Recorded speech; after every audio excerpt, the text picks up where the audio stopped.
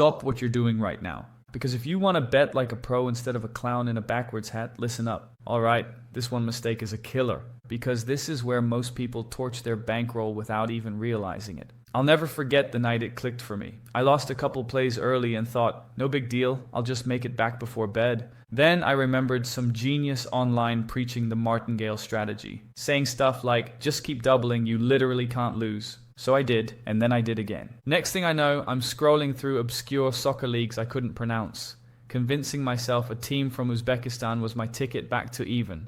That's how chasing works. You dig deeper, you bet dumber, and the hole just keeps getting bigger. And yeah, I didn't climb out that night, but you already knew that. So here's how I finally stopped the spiral. I set a hard daily loss cap, mine's 3 units. If I hit it, I'm done. No doubling, no one more game. Just shut it down. Because if you want to win long term, you don't just protect your bankroll from the books. You've got to protect it from yourself. But I knew I couldn't do this alone. So instead of wasting time in parlay meme groups, I set up my own private community. Inside, we track bets, share results, and most importantly, keep each other disciplined when the urge to chase losses creeps in. And this doesn't just sound good in theory, because one member actually dropped his September results, and it looked like this. Interested in getting the same results and connecting with 86 plus serious bettors? Hit the link below, or scan the QR code on screen now. So, if it's not a hot streak, what's the real skill here? How do you become better? I'm glad you asked, because it starts with a mindset shift almost no one makes.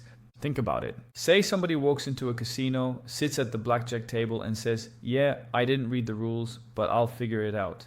That guy isn't a high roller. He's a walking GoFundMe for the casino. And unfortunately, that's how most people bet sports. Random picks, rent money parlays, convincing themselves that a heater is just around the corner. And then they wonder why the account balance looks like a dying phone battery. So here's what the pros do instead. They treat every bet like a trade. They're not chasing inside info from a cousin's barber, like an amateur. So if you're starting from scratch, here's what you need to do. Set a bankroll, define your unit size, and only bet when there's actual value. And don't worry, I'll explain more of that later. But first, I'm curious, have you ever had that gut feeling before a game? Like you tell yourself, this is the lock of the century, but you've got no proof to back it up? Yeah. Congrats, you're already dead money. Because the truth is, betting isn't about picking winners. It's about timing and price. So let me give you a concrete example. Just a few days ago, Apple announced the release of the new iPhone 17. The news spread like wildfire, and as expected, people couldn't wait to get their hands on it. So all the tech geeks camped overnight. Heck, even the resellers were in line, ready to clear out the shelves. And by the time you stroll in, all that's left is a scratched up demo phone and no available stock. Yeah, that's what it's like betting late based on your ball knowledge. The market's been open for days and the pros have already taken the value bets. So you really only have 2 options. Either be early and grab the good stuff, or wait until some poor vendor misprices what's left and pounce before they notice. Now, if you're smart, you may still have a third option, and that's to build your own strategy that finds the edges like this for you. But let's be honest, nobody wants to sit there like some Wall Street intern juggling 12 sportsbook tabs, trying to sport half-point differences like it's a Where's Waldo puzzle. Because I can say from experience, that's pretty miserable. Luckily, there are tools now that automate the whole thing, which takes us to step 4. These tools crawl every sportsbook line by line and light up when one of them screws up and hangs a bad price. Think of it like having an army of super nerds scanning the market for you, minus the coffee runs. And there are a bunch of options out there and they all basically do the same thing, so use whichever one you prefer.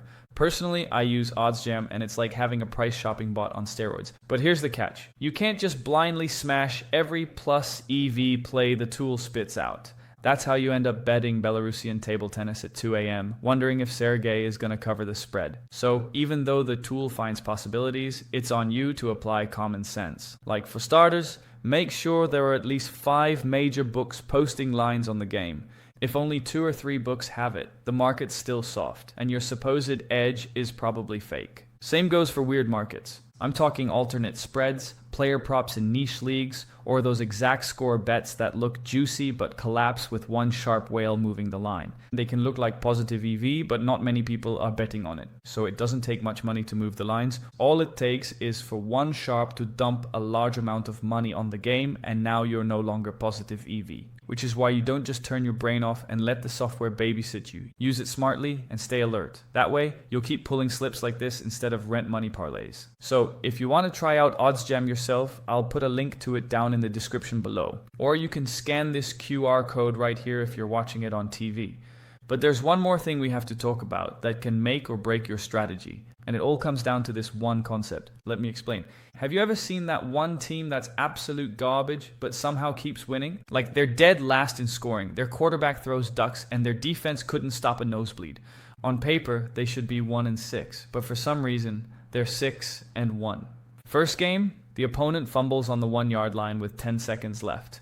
Next week, they win on a double doink field goal that somehow bounces in. Every game, there's a miracle that saves them. And so the media starts hyping them and the bettors all jump on. But 1 week it stops. Quarterback throws 3 picks. No lucky bounces, no missed kicks. Final score 38-3. The heater's over. And so is the hype. This idea is known as variance, which is the randomness baked into short-term results. Which means you could be doing everything right and still hit an epic losing streak that messes with your head. That's why pros manage their bankroll in a way that variance can't destroy them. Which leads us here. The part nobody wants to talk about, but it's the deciding factor whether you're safe or broke. And there's a formula the top 1% of bettors use called the Kelly criterion. Sounds fancy, I know, but it's basically just a sizing tool that asks 2 main questions. What odds are you getting? And what's the real probability you'll win? Based on your answers, the formula will spit out how much of your bankroll to bet. If you've got a big edge, you bet more. And if you've got a small edge, bet less. You get the point. Now, I'm not about to turn this into a math lecture, but I'll show the formula on screen now for the math fanatics out there. And here's what I want you to keep in mind. Kelly gets aggressive because say you've got plus 100 odds and you believe you've got a 60% chance to win.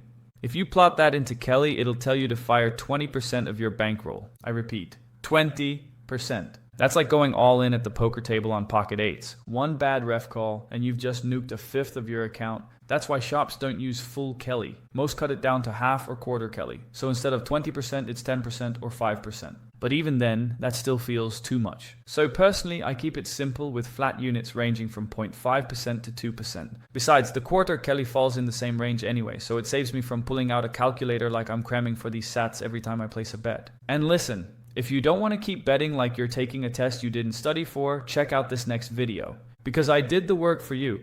I studied over 1,000 bets so you don't have to, and I'm spilling everything you need to know to stop losing money and start playing smarter. So click right here.